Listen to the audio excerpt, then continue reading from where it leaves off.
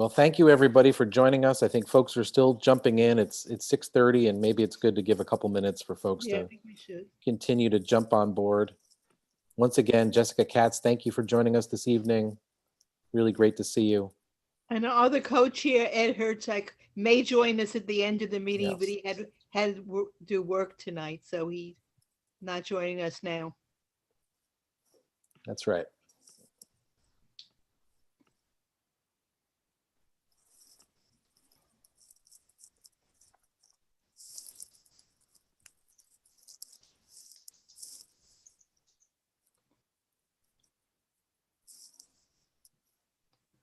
I think Will is setting us up. He's got to start the recording and Yep. Yeah. We're actually recording and streaming now. Let me just check and see if we have more people signing in, and we'll get started. Thanks, Will. Yeah.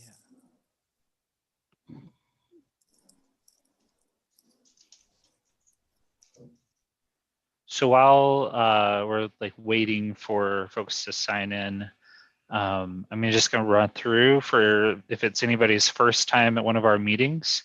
Welcome. If this is your first time joining us, everyone, you'll notice that you are muted and you're going to remain muted throughout the meeting. Everyone except for the committee co-chairs, Greg and Barbara and our presenters when Jessica is making her presentation. Following the presentation, the co-chairs will call on members of the public who are wishing to speak. You can participate by going to the reactions icon and pressing the raise hand button. You'll want to make sure you don't press the wave or the thumbs up because those disappear.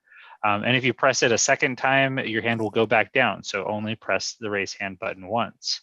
If you're calling in from the phone, it's *9 to raise your hand and *6 to unmute.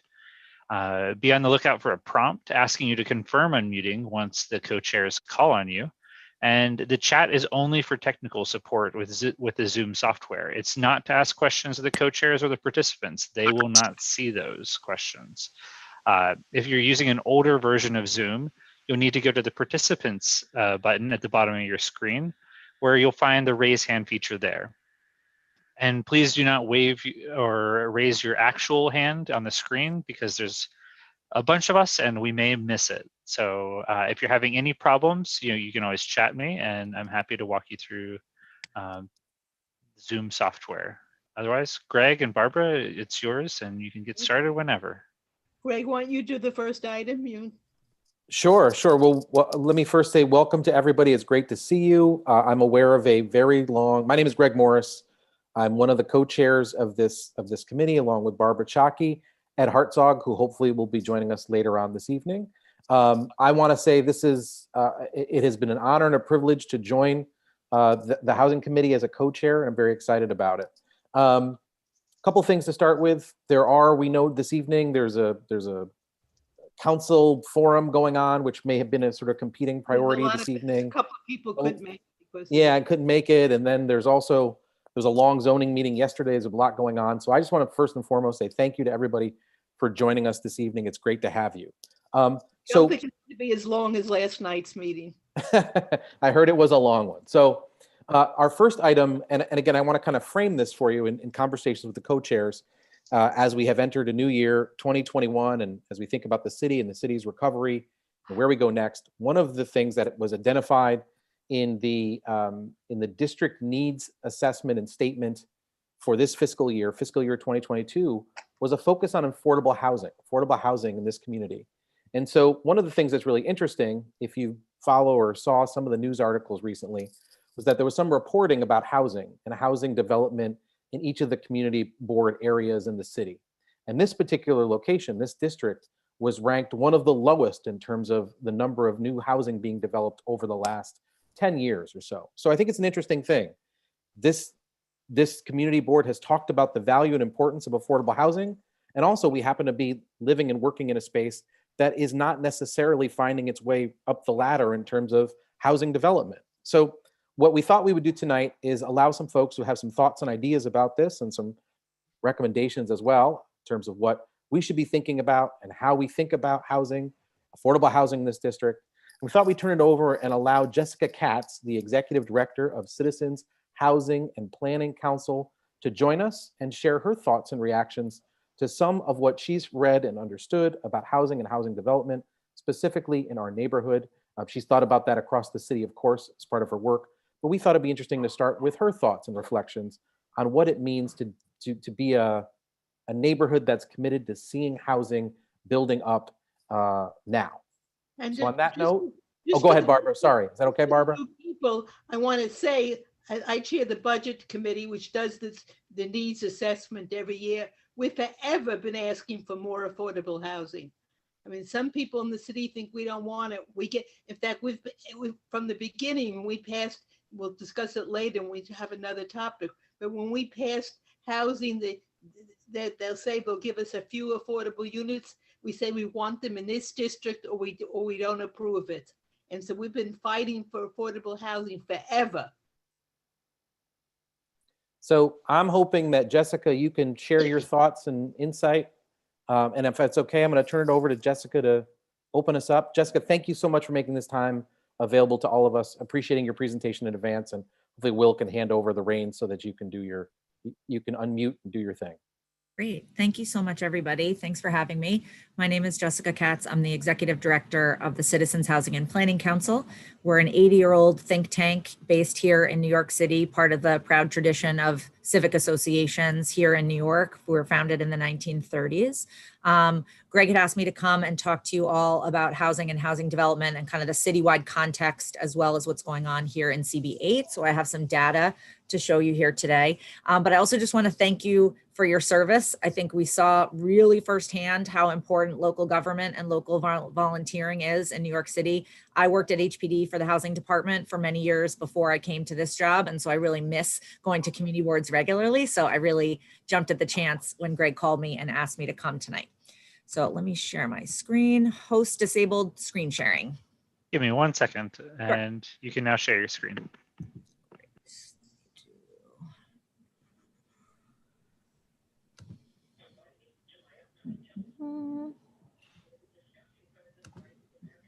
One sec.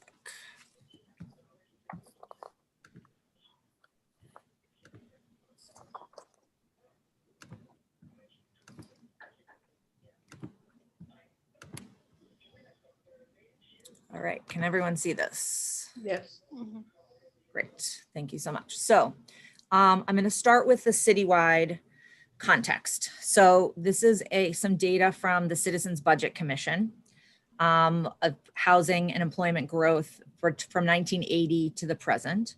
So the bottom line is the growth in the housing stock over that period of time, and the top line is the growth of employment over that period of time. So as you can see, we've always been growing our job base faster than we grow our housing stock. But then over the past 10 years, those two lines have really split apart in a really serious way, which is creating some of this really difficult housing crunch that we see here in the city right now. So since 1980, we've had a 35% increase in employment, but only a 19% increase in the housing stock. And since 2010, that's gotten even worse. We have a 22% increase in employment since 2010 and only a 4% increase in the housing stock. So our housing stock is not keeping pace with job growth. And if you looked at this regionally, you would see it gets even worse, because it's not as if Long Island and Westchester and Rockland County are kind of growing their housing stock proportionally either. So that just puts that much more of a crunch on the New York City housing market. So this is kind of the core of our housing problem here in New York, is that we're growing hugely economically, but not keeping pace in terms of housing construction overall and citywide. So another way of looking at this is to compare New York City to other cities around the country. So this is the same data, number of housing units permitted per population, per 1,000 residents across the large cities in the United States over the past 10 years. So if you'll see, New York City is this light blue bar all the way down at the bottom, sharing space with the likes of Chicago, Philadelphia, Indianapolis, Baltimore, cities that we don't tend to compare ourselves to in terms of our economic growth, cities that are still really struggling with housing vacancy and really serious housing quality issues, not the same kind of echelon of New York City. And then if you look all the way at the top, you see Seattle, Austin, Denver, the kind of cities that are known for their high quality of life, their high standard of living. People are flocking there, but as they do so, they're growing in terms of their housing stock in order to maintain that affordability and quality of life that people are going there to seek. So I think you can really see here New York City at a real disadvantage. And I think particularly as it relates to recovery from COVID, we really have to start worrying about this because now, you know, there's no Broadway to go to for the moment. And if people are able to start working anywhere, the value proposition of New York City really starts to suffer. So we really need to solve this problem now more than ever. So this is the data that you all saw around net increase in units. I'm going to continue showing you data that compares Manhattan's Community Board 8 with Manhattan Community Board 7 with 11 in East Harlem, just to give you a sense, as well as Manhattan as a whole and the New York City average. So I'm going to show you several different data points that compare those so you can kind of see where CB8 stacks up around some community boards around you, as well as the city as a whole and the borough. So the Upper East Side, CB8 has only seen a very, very modest increase, 0.5% in the net increase of housing units in the past 10 years. That was this patch piece that was sent around that came from some Department of City Planning data that they sent around. The citywide number and Manhattan number is around 6%. The Upper West Side is well under the citywide number and the Manhattan number, but is still, you know, quadruple, 8 times what the CB8 number is. And then in East Harlem, you're seeing almost a 10% increase in the number of units. So there's really there's a wide range of differences even amongst this little corner of Manhattan in terms of where the new housing is being built. So some other factors to look at. Home ownership. The New York City home ownership rate is about 1 in 3, a little higher on the Upper West Side. Upper East Side is about the same in terms of home ownership rates as citywide. Of course, lower in Manhattan overall. There tend to be more renters in Manhattan and much, much lower in Manhattan CB11 in East Harlem. When we say ownership, we mean co-ops and condominiums too, right? Correct. Yep. The poverty rate. So here, now we have the CB8 bar all the way at the bottom of the chart. East Harlem has a 22% poverty rate. New York City as a whole is just under that with 20%. Manhattan has about a 15% poverty rate, less than citywide. And then the Upper West Side has 9% and East Side is 7.6. So very fortunate in terms of community boards compared to citywide and compared to the city of Manhattan. So the race and ethnicity, the proportion of white non-Hispanic residents is about 3/4 in CB8.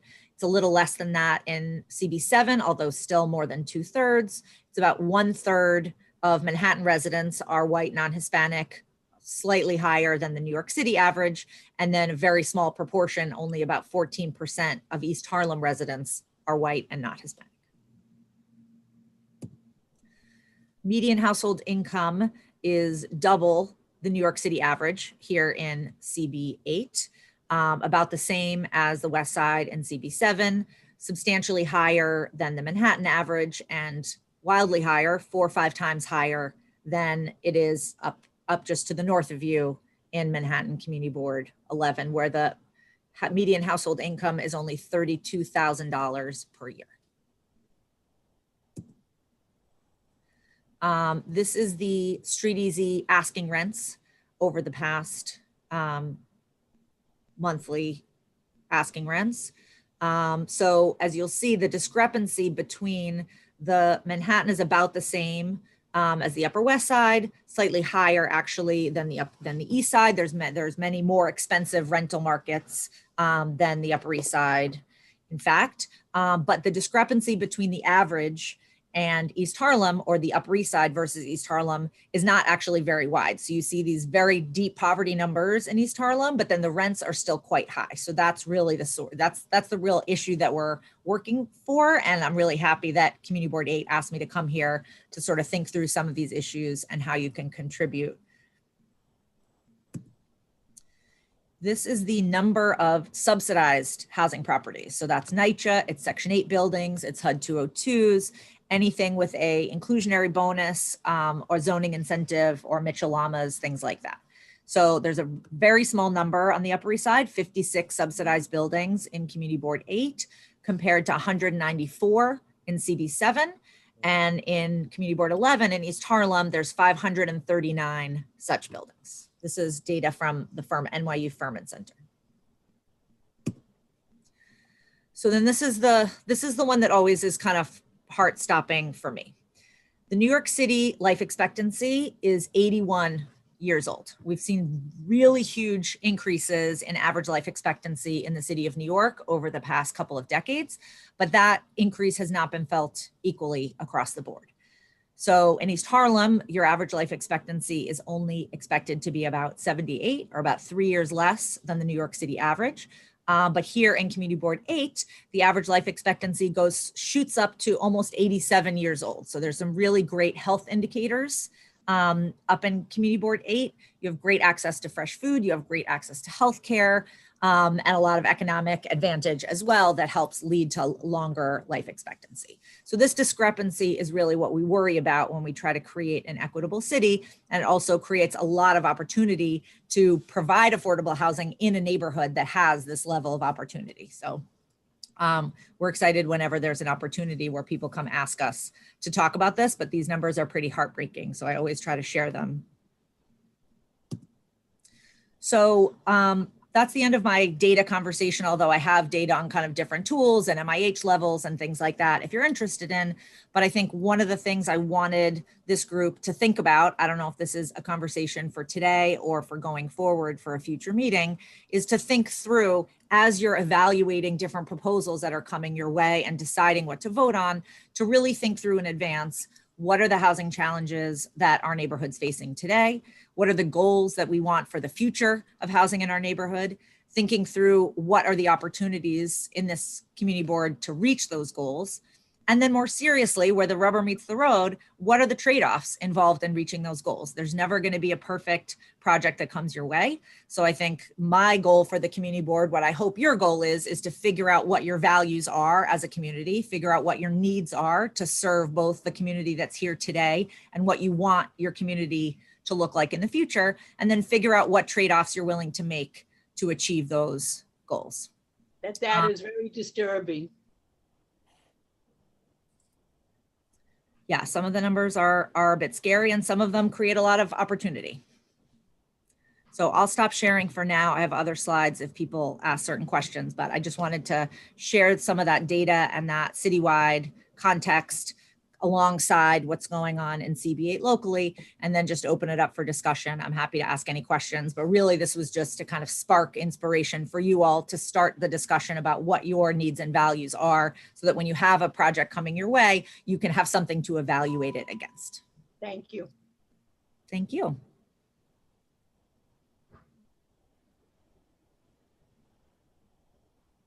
Ray, you want to go to the public? I don't know if anybody from the public wants to ask a question or make Yeah, absolutely. As just a reminder, if you would like to ask a question or make a comment, go to the reactions button at the bottom of your screen and click the raise hand button so that Greg and Barbara can see you if you would like to make a comment. I just see community board members right now. So let's start there. The first name I see up is Peggy Price. Peggy, do you want to start us? Peggy, confirm unmuting. Thank you very much. And that was an excellent presentation. I just had a question about what we meant exactly by the number of subsidized buildings in the Upper East Side. There were 56 buildings listed. Did that mean that they were completely subsidized, or was it buildings that had some subsidized units and some non-subsidized units? Or could I just get an explanation of what we meant by the subsidized buildings? Sure, we can send you what we ran from the Furman Center, but a building that has a portion of subsidized units would be included in that list. That was a very small number then.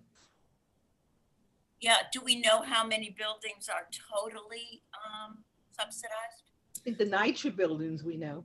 The NYCHA buildings are totally subsidized. We can send you the list. Your local knowledge deal by deal will be greater than anything we could pull together, but this is the data from the Firm and Centers database. Thank you. Thank you. And Rita, you want to jump in? Hi, I thought this was great. I have a question. What about the rental vacancy rate on the in Community Board 8 versus market rate? Do you have a breakout of market rate or versus affordable? Yeah, so that is the $1 million question in New York City right now that everyone is eagerly looking for an answer to. The vacancy rate, especially in a neighborhood like CB8, is complicated because there's vacant and then there's vacant. So the New York City Housing Vacancy Survey, which is sort of the official document that will be the official number for that, will come out later this year, which everybody will be very anxious to see the responses to. Even in that survey, somebody in a second home or somebody who, went to go stay with the grandparents during the pandemic so that someone could take care of their kids when the schools were closed. That person, if you maintained an apartment, that apartment is vacant, but it's not capital V vacant, if you will. So the difference between how many apartments are actually vacant, as in available for someone else to live in, versus just aren't here, therefore we're suffering from the lack of the tax base of the economic activity of people being here, but the unit is not available to live in. I think that is a big question of how many people will come back. That's the multi-billion-dollar question in New York City right now. But I think that distinction, particularly in CB8, is going to be really important. I live in a rental building, and when the owners of this building, the fairly new owners, are renting for short-term leases, and they're not letting them sign long-term leases. It's very disturbing. There's people moving out constantly, and people move in, and I chat with them in the elevator, and they say, "Oh no, I'm only here for 11 months. I wanted a longer lease, but they wouldn't give it to me." So some of that is going on, I think, in buildings, apartments that aren't regulated, so they get away with it. I think it does seem like everyone's trying to hedge their bets of what is going to happen in the city a year from now, and sort of hoping for the best, but fearing the worst, and trying to have their cake and eat it too on every level. I see a question from Kimberly. Kimberly, you want to jump in? Yeah, I have a number of thoughts based, Jessica, on your presentation. Thank you so much. It was wonderful. Only some of my thoughts are coherent, so I'll ask you guys to bear with me. I would be very interested to see, well, first, it feels to us like there is always construction of new units happening up here, but to see in the numbers that you had that it seems smaller than I was expecting, just given the amount of construction activity that we've noticed in this neighborhood over the past few years. That was interesting for me. But just going back to this conversation about vacancies right now, right before this meeting, I was having a discussion with my super about the whole net effective rent situation that is sort of muddying the waters for people to move back into the city, sort of a thing. Again, that was not necessarily a coherent thought, but just something that I wanted to raise. We all think that, Kimberly. And yeah, I guess my question for you, Jessica, is I'm interested to learn more about sort of, because again, great presentation. I'm curious as to what the goal with some of this information is for the Citizens Housing Planning Council. Is the goal to advocate for more affordable housing, or just transparency around information, or is it something else? Well, I think both. we're around to be a resource for whatever kind of discussion you all want to have. I think as an organization, we're fundamentally pro housing, pro more housing, frankly, at all levels, although particularly more affordable housing. So we definitely believe that the housing market needs all different types of housing. I think that really reasonable people can disagree about what particular types of housing are needed in any particular place. And in fact, we did some polling recently citywide of registered voters that showed that about 1/3 of voters say you should only build housing for the poorest of the poor, most vulnerable people. About a third of voters say, where's the middle class in the city? We really need to protect that and create housing for the middle class. And about a third say it needs to be a mix. So whereas in like housing Twitter, where I spend too much of my time, you would think that everybody only wants to build housing for the very poorest people. When you ask generally New York City voters, that's not necessarily the case. And there's a real mix of opinion, which is completely valid. I think for you all, it's just to start the discussion so that when a developer comes to you and says, oh, I want to do MIH option 1 or option 2, there's typically a trade-off between deeper affordability and fewer affordable units, or more affordable units with a wider range of affordability. Both of those things are needed and valued. At some point, you're going to have to pick. And so it's just to start a discussion amongst you all to figure out where your values are, where the needs of your community is, what the future of your community is, so that when someone comes to you and says, I'm going to do MIH option A, you can say, well, actually, we prefer B right now. We think that's more needed, or not, you know? Rita, would you like to jump back in? I see your hand up. Yes. Hi, can you hear me? No. Yes. Yeah. Yep, Okay. yep, go ahead. There is a member on our board, Marco Tamayo, who has the number of affordable housing that has been destroyed or demolished, not destroyed, actually demolished within Community Board 8, and it's in the 4-digit numbers. And I noticed in the article that I read before you that there were only 278 affordable apartments that were attributed to being built in Community Board 8. Do you have any data as to, I mean, how does that happen?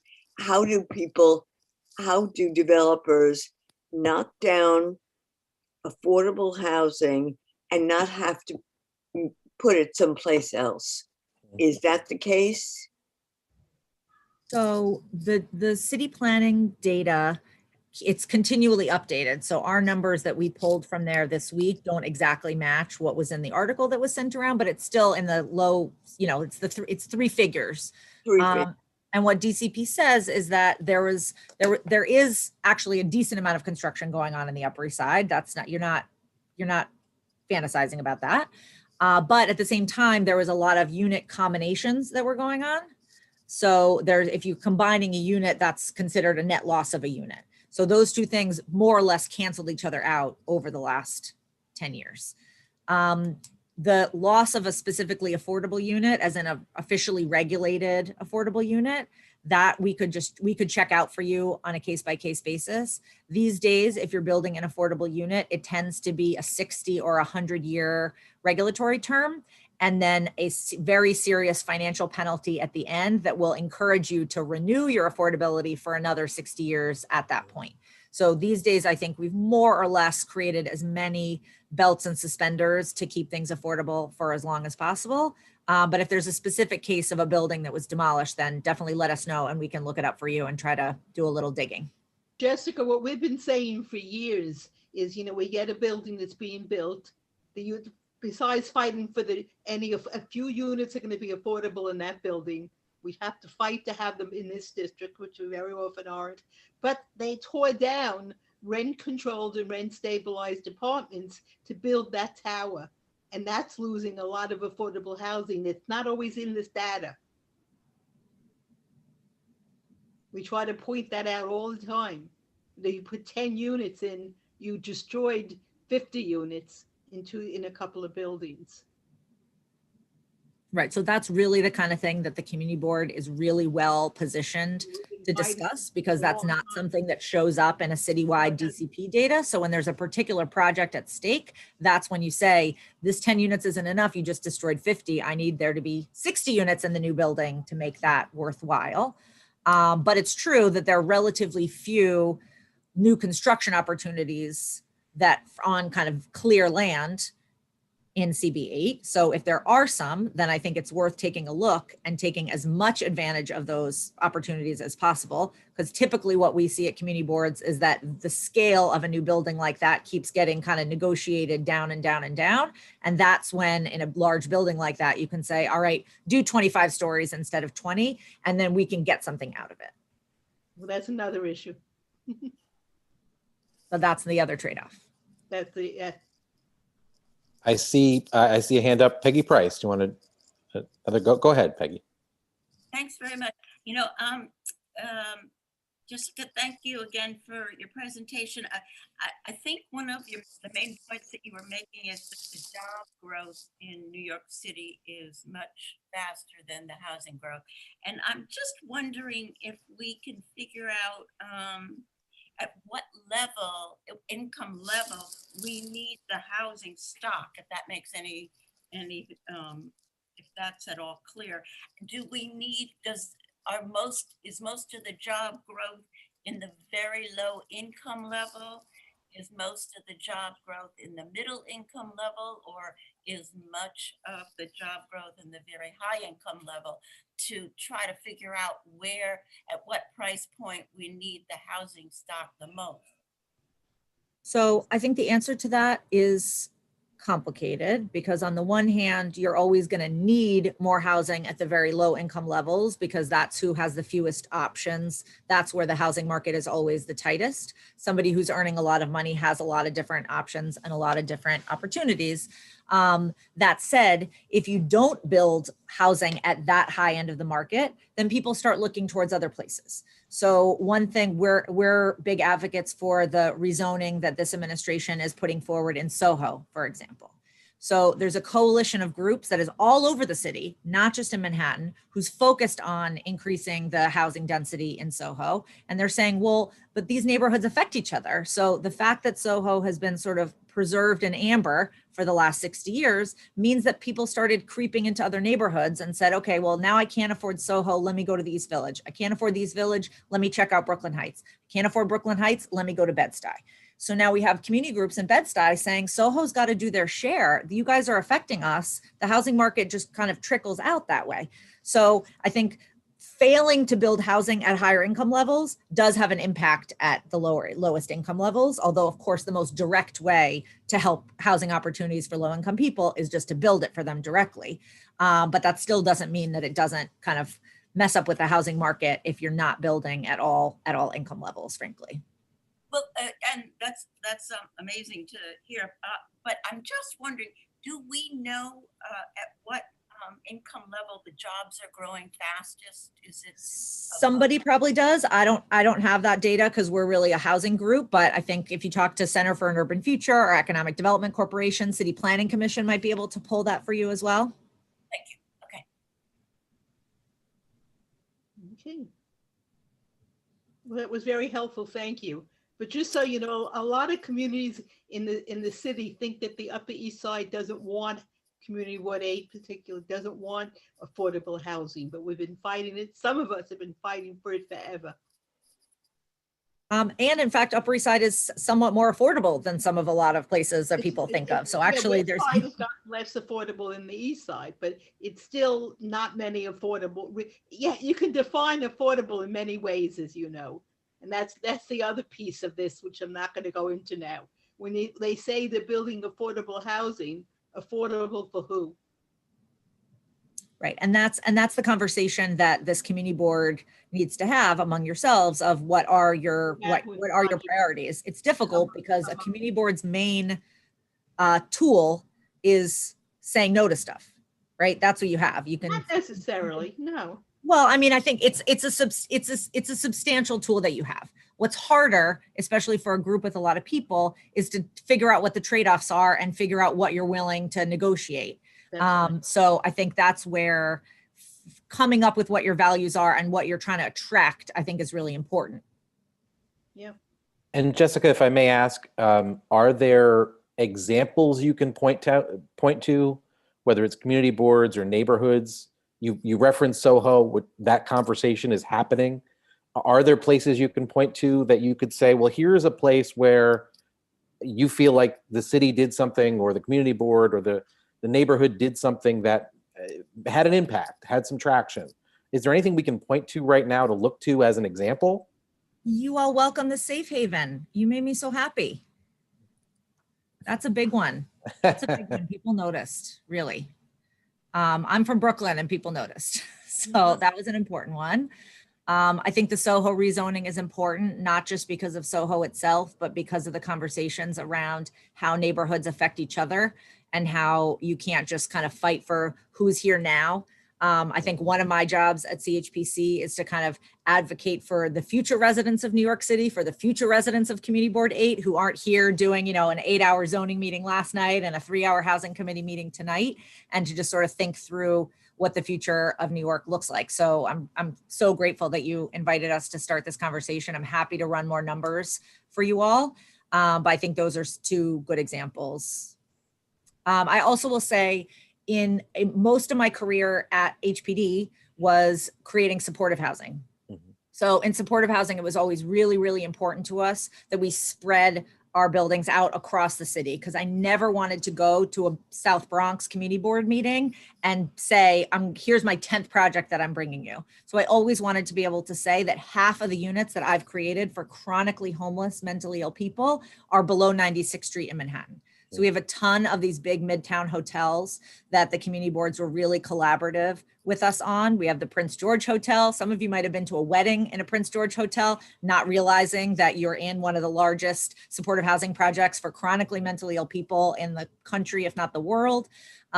We converted the Chelsea Y into a supportive housing project. So some of these core Manhattan neighborhoods, as you've said, I think the community boards in your area really get a bad rap. I think some of these community boards have been some of our best partners, at least in the supportive housing world, because you see the impact of homelessness every single day. So you feel a responsibility to do something about it. I think where it comes to some of these larger construction projects, it gets trickier, and that's where we wanted to come and just kind of start the discussion so you guys can figure out what your goals and values are. Thank you very much. Yeah, genuinely, thank you very much. Last call, any questions for Jessica? Any final thoughts or reactions? Otherwise, we'll thank you for your time and your support. Genuinely, this was appreciated. Key words to think about or thoughts: trade-offs. That's one of the pieces I took out of this. Trade-offs. We need to think about trade-offs. And to your earlier point, trying to transition from what we can do versus what we can't do to what we collaborate on is critical. Sorry, go ahead, Barbara. It depends what the trade-off is. I don't know if you're aware of it, that one of our what we're trying to get through is limit heights to 210 feet, and that's on the East Side Avenues, and that's a big fight that we're not winning yet. And that could be a trade-off. You meant that's a trade-off, and people wouldn't agree with us, but we feel strongly, and the community feels strongly about it. That was one of the reasons we had so many people at last night's meeting. Right. So, and that's a perfect example of a trade-off. You can have more affordable housing or a taller building. That's why I brought it up. And you know, it's one of our top priorities. And like I said, I really do love and miss going to community board meetings. So if there's other things that you want to help us facilitate or think through, we're happy to come back and chat with you all more. We will. Thank you very much. Really a pleasure, Jessica. Really appreciate the time and support. And I don't think this is the last time we'll call upon you to come talk to us. Good. I appreciate it. Awesome. Thank you. Thanks, everybody. Bye. Barbara, where do we go to next? The next, where's the agenda? So next you have old business, followed by new business. Yeah, I think the first piece of old business was specific to some of the housing/zoning committee conversations. Yeah, I wasn't sure if what's new on that one, if anybody had some new information on it. I wasn't sure why it was on the agenda, because that's what happened last night too. We only got to one topic. Is there anything new about that, Will? Do you have anything new on that? I have no new information on the state budget. Yes. No, I have no new information on it. We sent our resolution out to the host of state legislators and the governor, and we haven't heard back from any of them other than, Liz's office said that they would be advocating on the I know, to topic. take it out of the budget. For those of you who haven't been at previous meetings, the issue is, we had a joint committee, housing and zoning, on this one, actually. The issue is the state budget includes legislation that will basically change the zoning laws and overrule local zoning. And we're very concerned about it. The elected officials are concerned about it.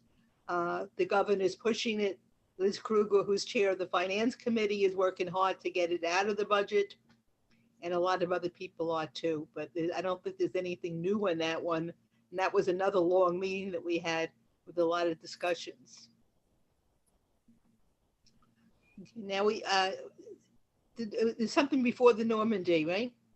Yeah, so just the other piece of, I don't know if there's any detail. There was also, I think the last time, or one of the last times the housing committee met, there was some discussion about residential tenant eviction moratoriums and other tenant related issues. I don't know if there's anything new specific to that, but I just want to make sure it was on the agenda in case anybody had any news. Want to say about that, I think people are getting a little confused because there was federal legislation and now there's also state legislation.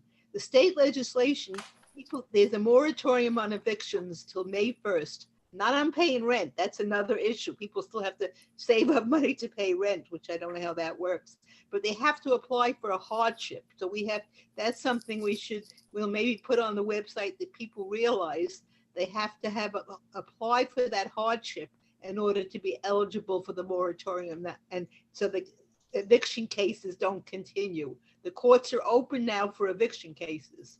So they have to show they had a hardship because of the pandemic, and that's why they need the moratorium, and that's why they haven't been paying rent. So I think maybe that we have to make sure the public knows that. I don't think there's anything else new. And that ends May 1st, which is not that far away. So that's helpful. Appreciate you sharing that. And Will, I see you plug something in the chat there. Thank you very much for that. Yeah. And then I think in the chat, Will, you put some detail specific to the act, specific to residential evictions. Is that correct? Yeah. I Great. think there's something on commercial evictions too. In the state.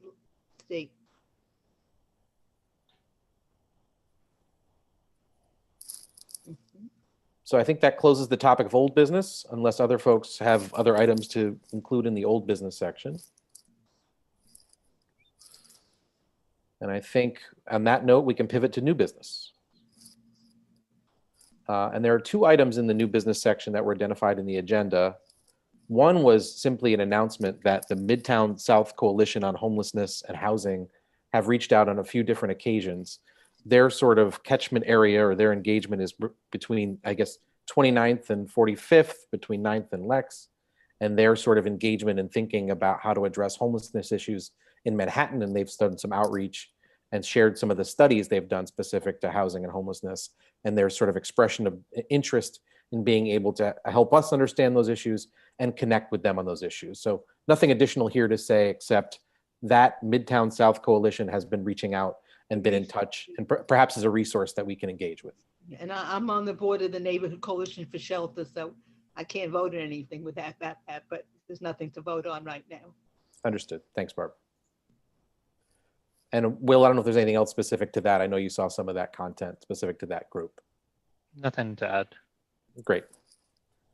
So the other piece of new business that I think is important for this body to just be aware of, because the community board was called upon, along with some of our elected officials, to engage and speak up and speak out, was related to the Normandy Court project, or Normandy Court, I should say.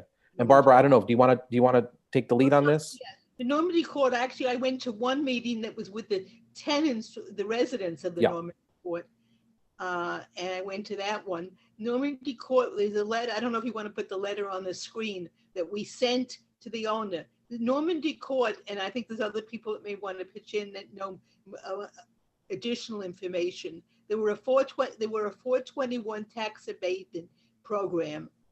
The program ended, and a lot of the residents were now, when some of these programs end, usually residents negotiate some settlement, negotiate a way that there's some of the rent increases wouldn't happen. The owner will get something in return. This one didn't. So a lot of the tenants cannot pay the higher rents. They cannot. That's what that letter that was sent out. And I don't know if we heard back from Milstein, got any answer to that letter.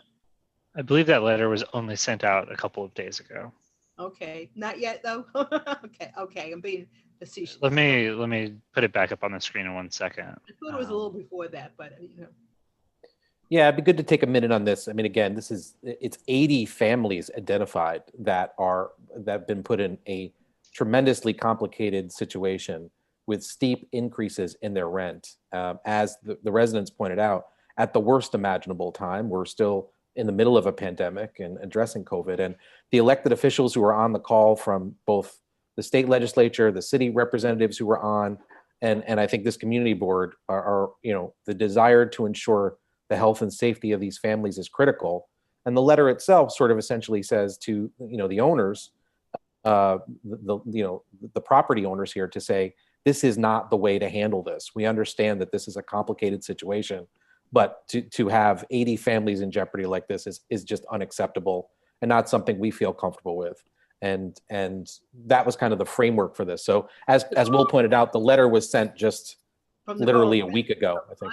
From all the elected officials. Yeah, and if there's a moratorium, that means May 1st, the moratorium is going to end. And right. even if it does, even if it ends, the tenants still have to pay the rent they owe. That's right. That's right. And those residents, there was a number of residents who were experiencing chronic health conditions. This is a very challenging situation, and one that very grateful to be part of a community board that is addressing this. Russell Squire signed off on that letter as well, our chair. I think that was very important for us, and hopefully we'll have a response soon. And you can see the list of electeds who all are standing up in support. Is there anybody from the Normandy on the call? Is anybody who lives in the Normandy on the call?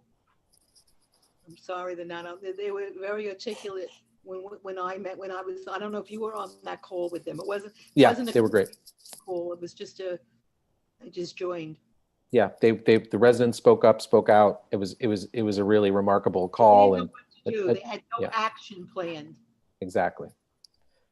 I see Rita with her hand up. Rita, you want to jump in? Any public members first? Oh, sorry. Thank you for reminding me, Barbara. I try to do that. I'm sorry. No, that was good. I'm new at this. Rita, unmute. Normandy Court was what we call an 80-20, that for 80% of the building would be affordable for 20 years. And that 20 years has expired a long time ago. But when you're asking for something, I think you have a better chance of getting it if you go in with a plan. I know that I handled the buyout in a Mitchell-Lama building and was able to save everybody's apartment in perpetuity by doing different levels of compensation for different people.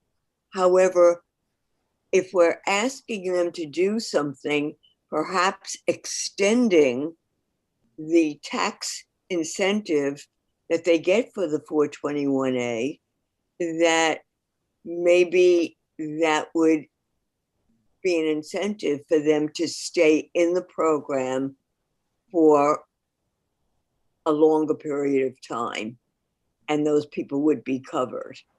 Or if there are people in that 80 families who are really making a higher income, but not high enough that they get a percentage raise. That's how we did it. We did it if people were at 15% over, 20% and 25% over, they had to pay an initial upcharge, and then that became the base of their rent. And I don't see that there is an offer to Normandy Court, to the Milstein family, to see if they would accept some kind of arbitration for staying in the program and where they get something too. Of course, we have to have this, we can't do that. The city elected officials and the city elected officials have to do that in the state, I think. I'm not saying I'm going to do it. Oh, I thought you were. No, listen, I would do it tomorrow, you know, tonight. I would run over tonight and do it. But something that the elected officials can produce. I mean, there's a sliding scale. I don't care whether they call it a 421A or a landlord assisted program. It's called a LAP. That's why I want the answer back. There are things that can be done.